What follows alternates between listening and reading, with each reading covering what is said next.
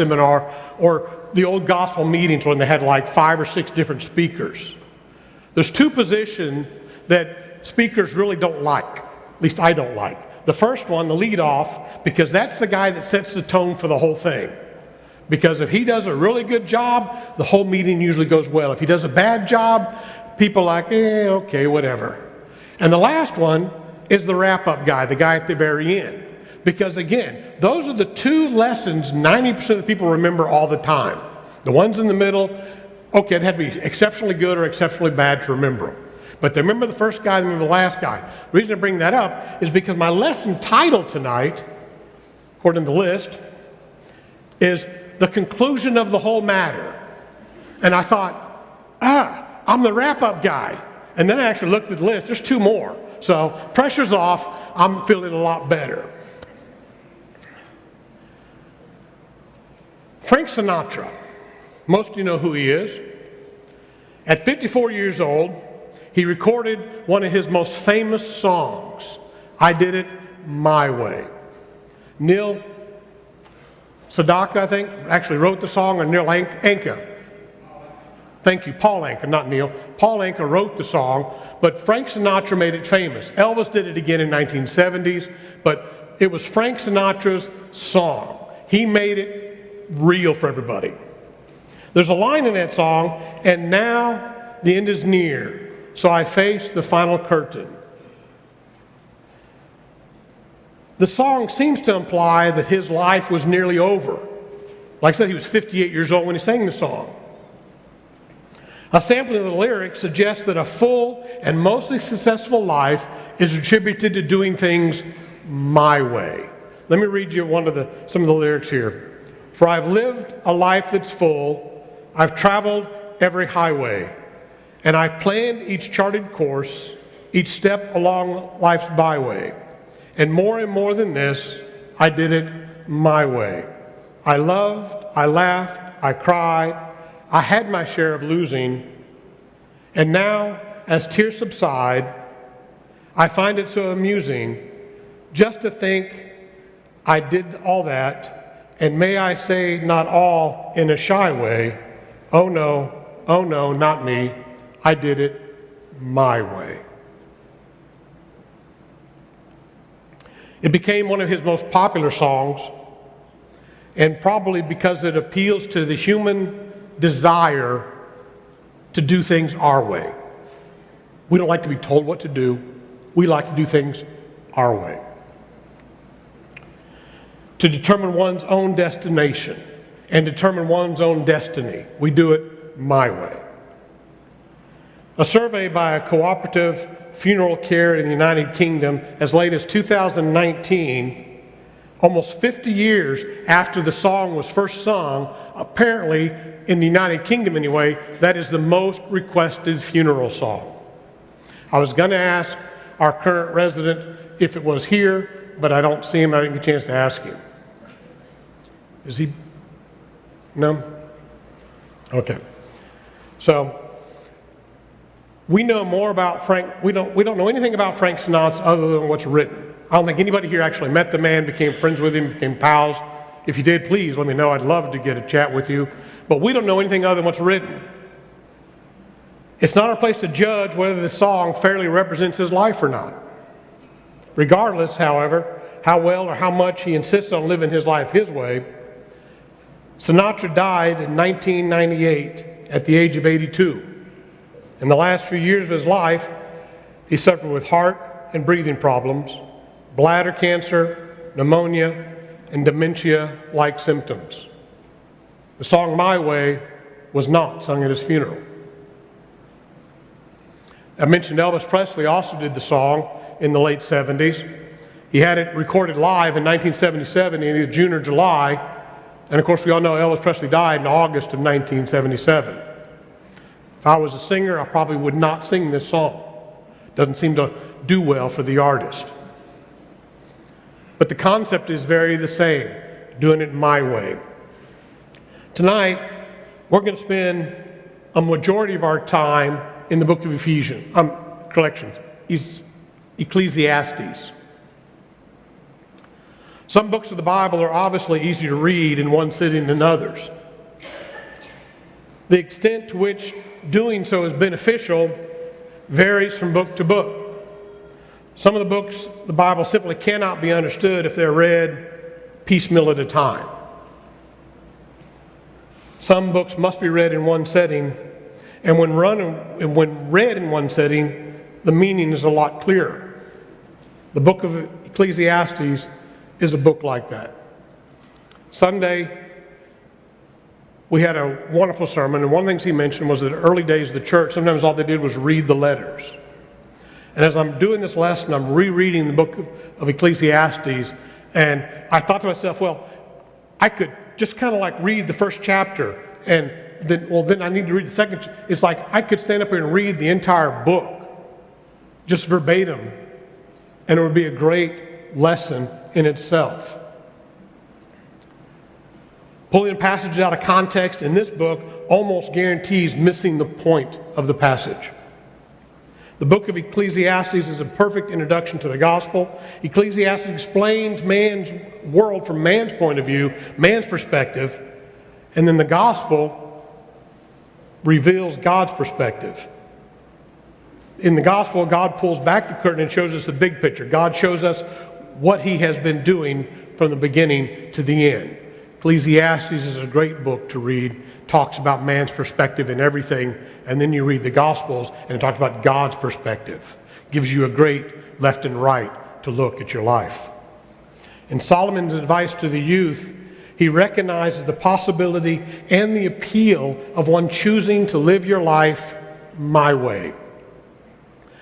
In chapter 11, verse 9, he says, "Rejoice, O young man, in your youth, and let your heart cheer you in the days of your youth. Walk in the ways of your heart and in the sight of your eyes." So far, the verse sounds a lot like do your own thing. Back in the 70s, it was, if it feels good, do it. I don't know what they're saying today, but you get the general idea. Okay, that's kind of what Solomon was saying. It sounds like, until you get the other half, because Solomon's sober caveat, however, is the rest of the verse. "But know that for all these God will bring unto judgment."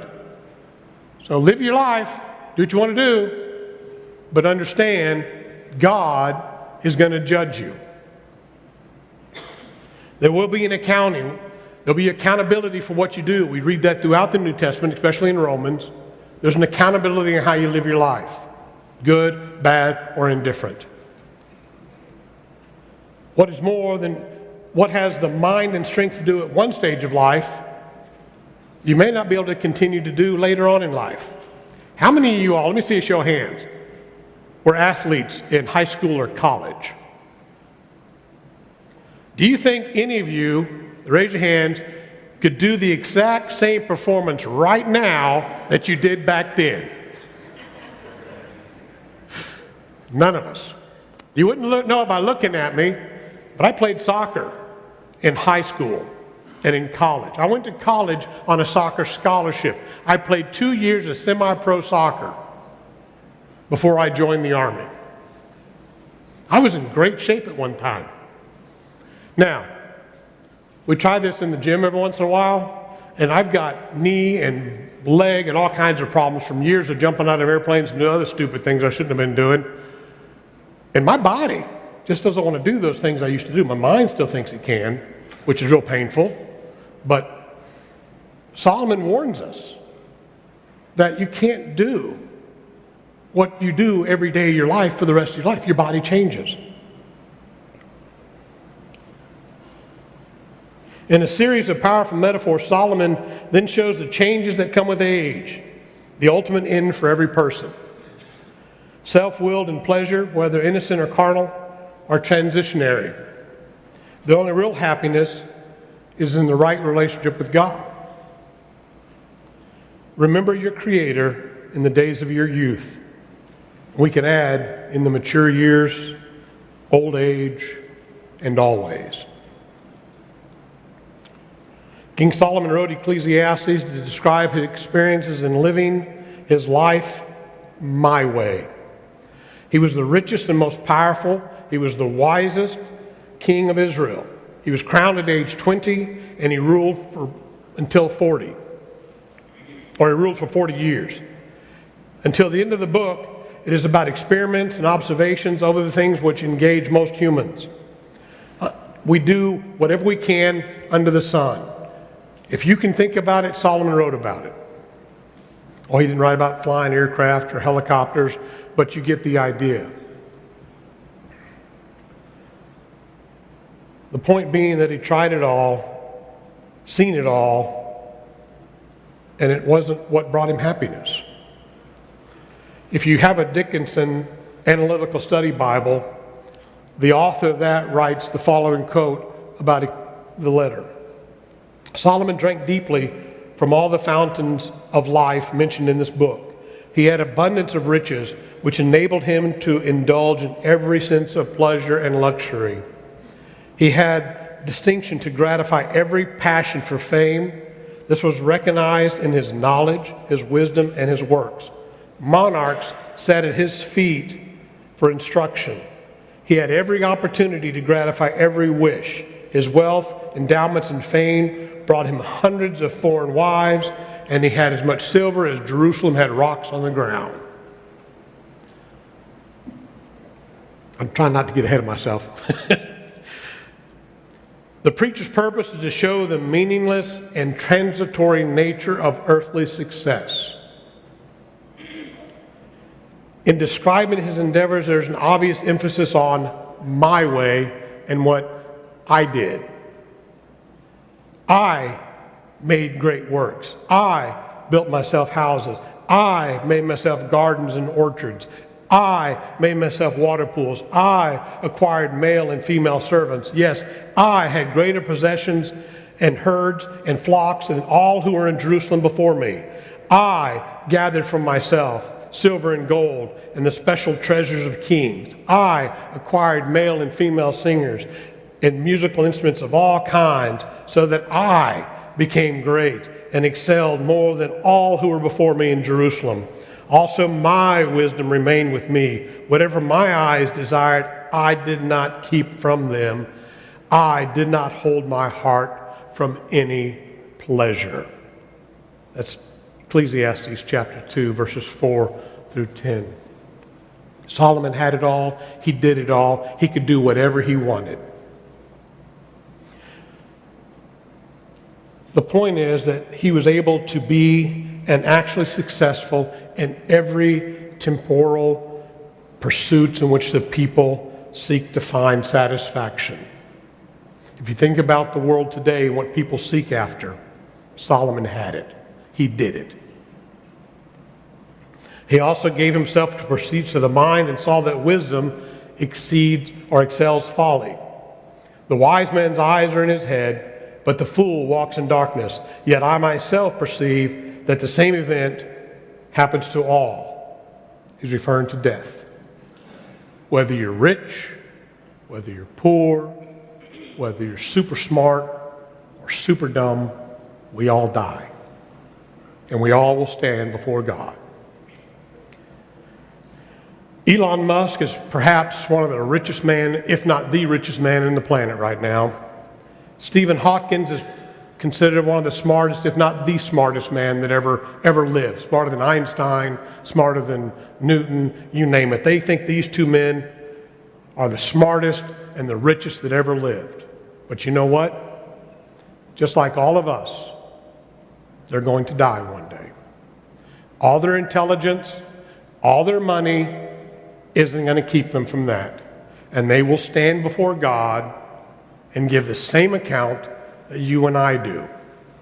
With the talents you have, with the abilities you have, with the things you have, did you serve God?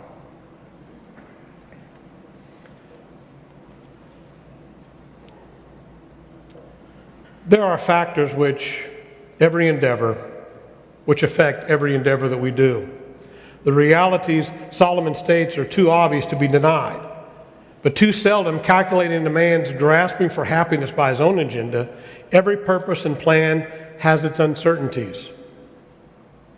Pleasures sought can often become burdens to bear. People that work for great wealth sometimes become strangled by it.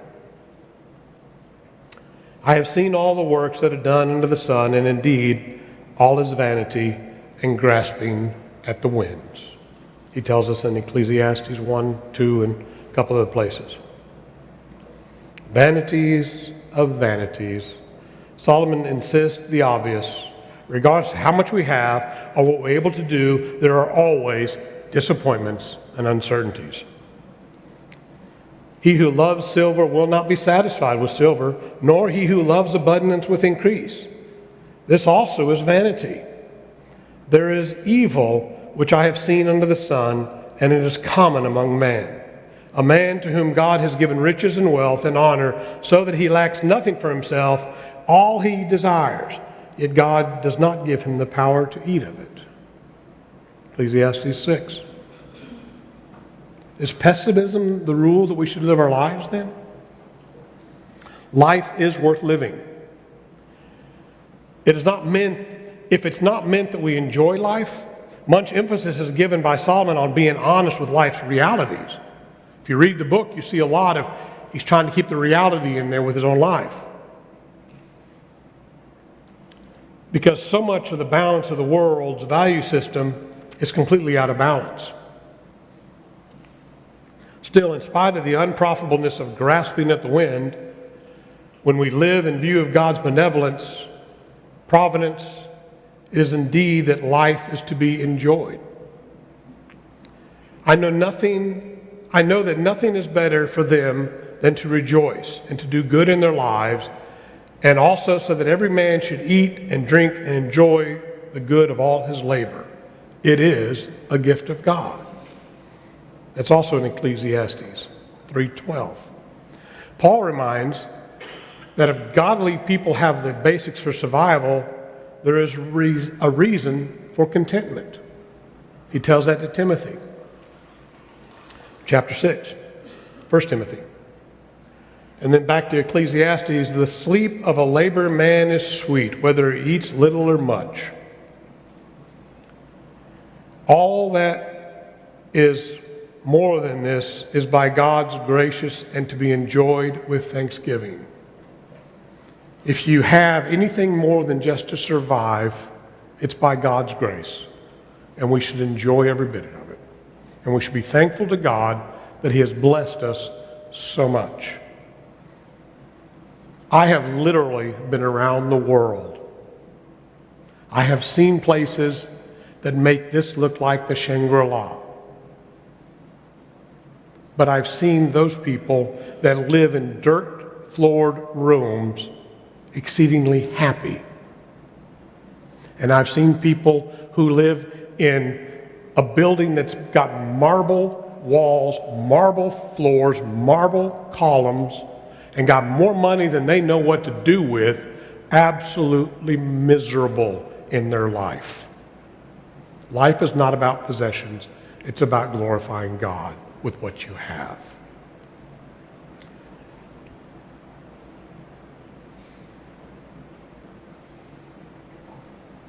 Go, eat your bread with joy, and drink your wine with merry heart.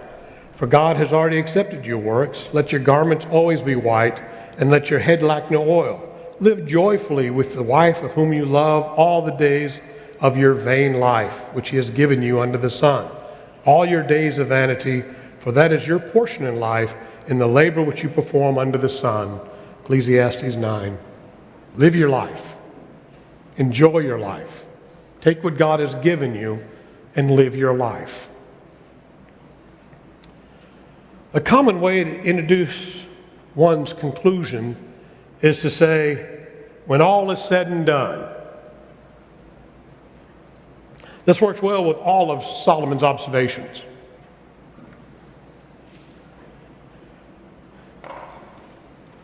He tried to survey it all. He tried to sample it all. Gadgets may change, centuries pass, people don't change. The same exact desires that I have today in 2022, the same desires that Solomon had AD whatever, or BC whatever. Same desires that Abraham had, the same desire that Noah had, the same desires that Herod had. They're no different. Julius Caesar, Abraham Lincoln, name a man in history, their desires are no different. Different technology, different location, different clothes, but people don't change. That's why, kind of a side note here, the gospel is just as relevant today as it was 2,000 years ago. The message doesn't change because people don't change. We're still lost in our sin. We still desire those things.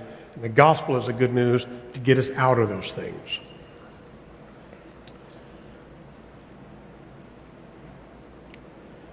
That which has been done, which is what will be. That which is done is what will be done. And there is nothing new under the sun. Solomon wrote that in Ecclesiastes, chapter 1. When all is said and done, there is one purpose for our existence and one purpose only. Let us hear the conclusion of the whole matter. Fear God, keep his commandments. For this is man's all. Ecclesiastes 12:13. One purpose for human existence is to reverence God and to do his will. Everything else, all other pursuits, even the most legitimate and satisfying, are secondary to the purpose of serving God.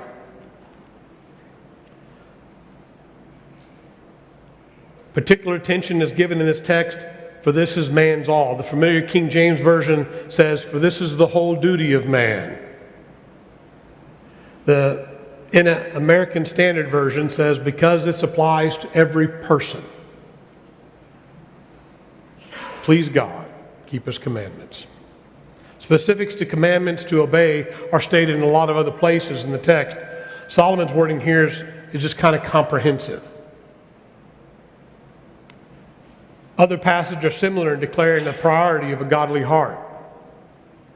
And now, O Israel, what does your Lord God require of you but to fear the Lord your God, to walk all in his ways, to love him, to serve the Lord your God with all your heart, with all your soul.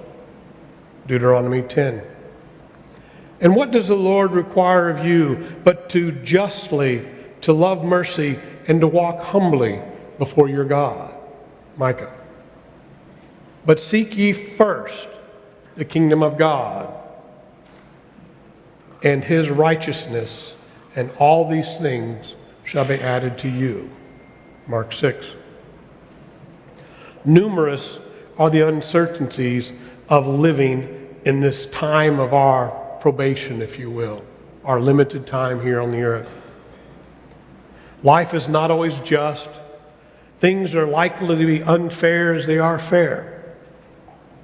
There is a vanity which occurs on earth, that there are just men to whom it happens according to the work of the wicked. Again, there are wicked men to whom it happens according to the work of the righteous. I said this is all vanity.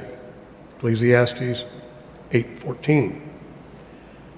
However, in the conclusion of the whole matter, God misses no details. He is not swayed by influence. He is infinitely perfect in judgment. Doesn't matter how much you have, you cannot buy your way into heaven. You can buy a lot of things. We've seen it. Everybody in this room has probably seen people buy things that they shouldn't have with money that they have. You can buy doctors, you can buy politicians. There's nothing that's not for sale in this world if you want to find it and buy it. But you can't buy God. You can buy a church building and you can start your own religion if you want to. But you can't buy God. He's not impressed with your wealth. He's not impressed with your power. He's not impressed with anything but your obedience to him. And are you doing his will? All things are naked and open to the eyes of him whom we must give account, the Hebrew writer tells us. He is a rewarder of those who diligently seek him, also in Hebrews. Shall not the judge of all the earth do right? If we fear God and keep his commandments, he assures us of a true and eternal happiness. If, however, in disregard of the will of our Maker, one insists that he'll live his life my way, and even if it overall seems to be a satisfying life, there's a reality that never goes away. And Solomon had already inserted this into his observations. Though a sinner does evil 100 times, and his days are prolonged, yet I surely know that it will be well with those who fear God, who fear before him. But it will not be well with the wicked, nor will he prolong his days, which are as a shadow, before he does not fear before God. Ecclesiastes. When good happens to bad people, we're not to think that's the end of the story. Because when all is said and done, God will bring every work into judgment, including every secret thing, whether good or bad.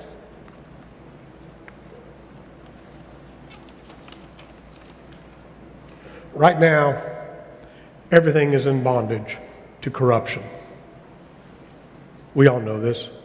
Everything, including our bodies, is wearing out and dying. The whole creation is stuck in the seemingly endless cycle: birth, death, birth, death, birth, death, birth, death. It doesn't matter what it is: a tree, an ant, a cow, a person. Birth, death, birth, death. It is a constant cycle that goes on seemingly endlessly, but we all know that it's not. If anyone is honest with themselves, what happens to everybody else and has happened to everybody else will happen to them. The sad reality of life is one day I will die. And when I die, I will stand before God and give account for my life. Did I, as the Solomon wrote, live my life my way? Or did I live my life God's way? That is the only standard that we're going to have to account for.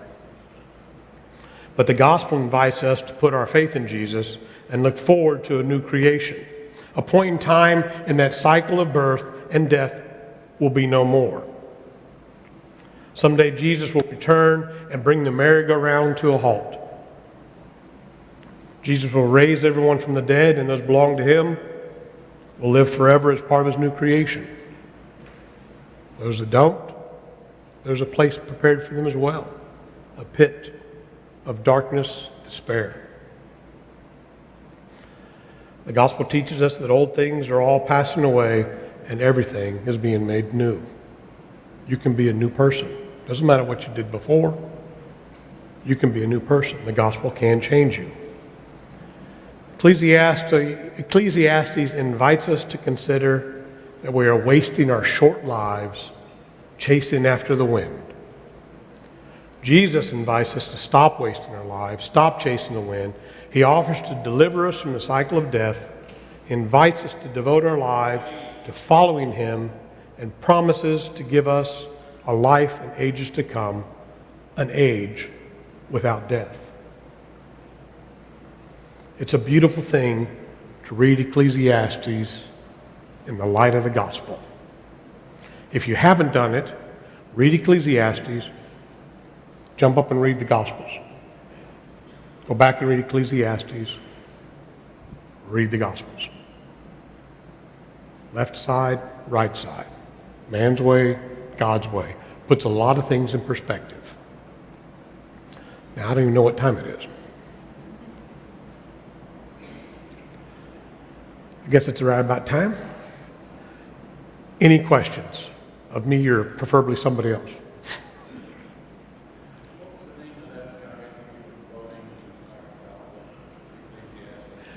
It was out of a book. It's let me go back to the reference there. It's an analytical study Bible. The question was, what was a quote from about Daniel? It was Dixon Analytical Study Bible. It's a footnote written in there that gives that description of of Ecclesiastes. Yes. It's astounding how it represents the world. Yes. It's the anti-church song. Exactly. If you couldn't hear him, he said he was remarking on the song "My Way," how astounding that it is. It is purely a worldly song. It is totally opposite of the Christian life. That it is full on my way. I did it. It's all about me. And we all know that's not God's way at all. But it is completely a worldly song. There's a lot of those, but that particular one. Elvis did take it to the top 20, though, in 1977 after his death. Just kind of putting it out there. It flies under the radar. You're not engaging the brain. It does. And there's a lot of, kind of off topic, but what he was saying is that song kind of goes under the radar because it's got such a good beat, and Frank Sinatra was a great singer. I don't know of anybody that could match his voice and his ability to sing. I'm a big fan of Elvis as well, especially in his prime. He had a great voice. He sounded really good. And they sing these songs, and you sing, and if you watch Elvis sing, especially, I never saw Frank Sinatra sing it. I tried looking it up on YouTube, but the videos are kind of bad. They're kind of old, written, way back. But you watch Elvis sing. I've seen Elvis sing that song a couple of times in their videos. And he's got his whole heart and mind in that thing, and he's sweating, he's singing, and you're like, yes.